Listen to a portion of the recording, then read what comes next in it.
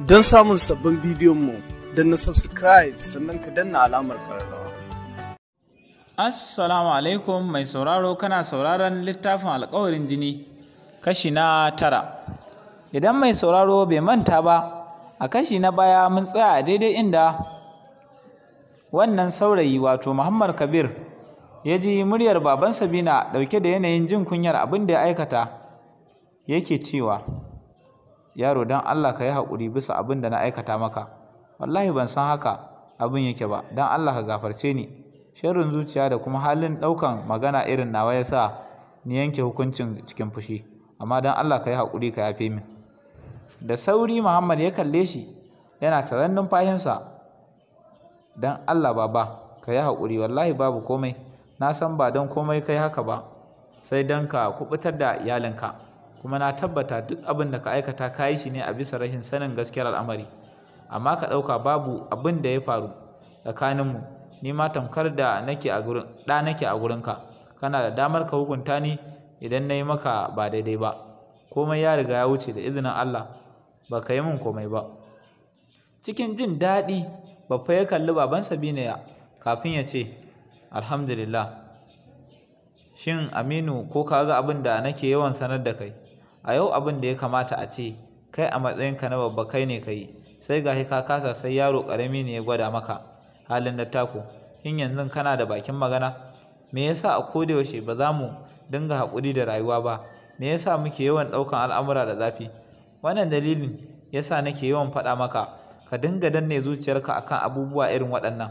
Idan ba haka ba, wata rana zuciya za ta sa ka aikata abin da bai kamata ba. Gashi nan ma tun daga yau ka fara ganin abin da nake yawan sanar da kai ɗin. Ai, girgiza kai baban Sabina ya yi cike da jin daɗin nasihar da ɗan uwan nasa yake yawan yi masa a lokuta da dama, sannan ya ce, tabbas ya yau kan na ga zahirin abin da kake yawan faɗa min, kuma insha Allah daga wannan karan nima ina mai tabbatar maka ba za a sake samun matsala makamanciyar wannan ba. Na gode sosai yaya da yawan sanya ni a hanya da kake. Ubangiji ya ji kan magabatanmu kuma ya ƙara girma. Amin. Baffa da Muhammad da suke zaune suka faɗa, suna ɗan yin murmushi, kafin baban Sabina ya sake juyawa ga Muhammad da ke kusa da shi yana cewa, na fa gode sosai ɗan nan, Allah ya maka albarka.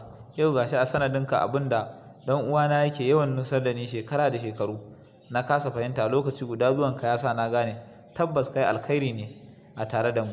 Zuwanka ya zama wani babban haske a gare mu, har abada ba za mu taɓa mantawa da wannan alkhairin naka gare mu ba. Allah tsare kai, shiryar da kai a hanya madaidaiciya. Murmusawa ya sake yana faɗin amin baba. Sun ɗan yi shiru na wani lokaci, sannan baban ya ce, amma har yanzu ba mu san ainihin sunan ka ba samari, ko kuma dai baka sani ba ko? Baffa ya faɗa yana murmusawa, fuskarsa ɗauke da fara'a shi ma na jin abin da Baffa ya faɗa. Ya amsawa baba da cewa, baba ni sunana Muhammad Kabir. Masha Allah, cewa za ka yi mai babban suna ne, to Ubangiji ya sa ka kasance mai yin koyi da abin da mai asalin sunan ya bar mana kuma ya yi umarni. Still ya sake yin murmushi kafin suka amsa da amin. Shi da Baffa da ke zaune yana kallon su duka, zuciyarsa cike tab da farin ciki. Saurin miƙewa baba ya yi, fuskarsa ɗauke da fara'a wacce ta gaza ɓoyewa. Ya ce, yaya bari na je na dawo, ba jimawa zan yi ba, amma to Allah ya tsare sai ka dawo ɗin.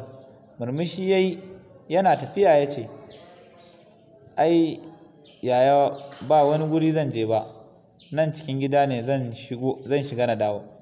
Murmushi duka suka yi kafin Baffa ya sake cewa, to amma dai duk da haka ai fita za ka yi, kuma kafin ka shiga cikin gida za ka wuce hanya ko?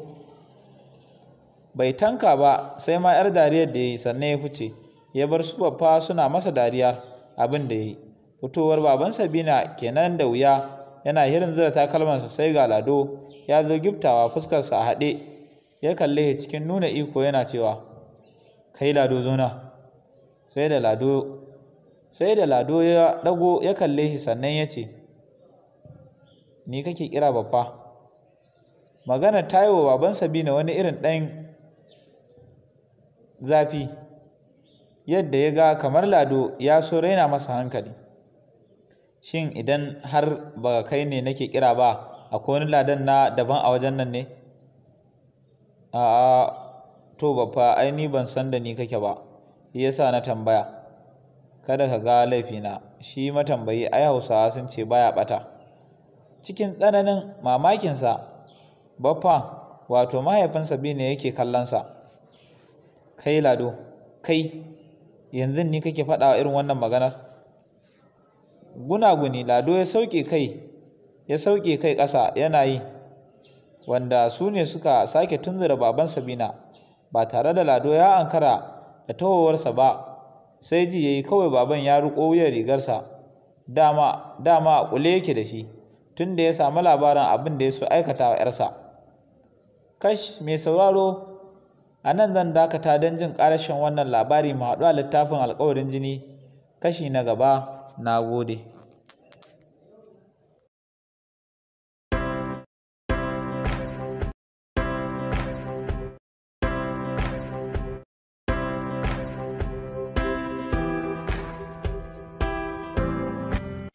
Don samun sabbin bidiyon mu, danna subscribe sannan ka danna alamar ƙararrawa.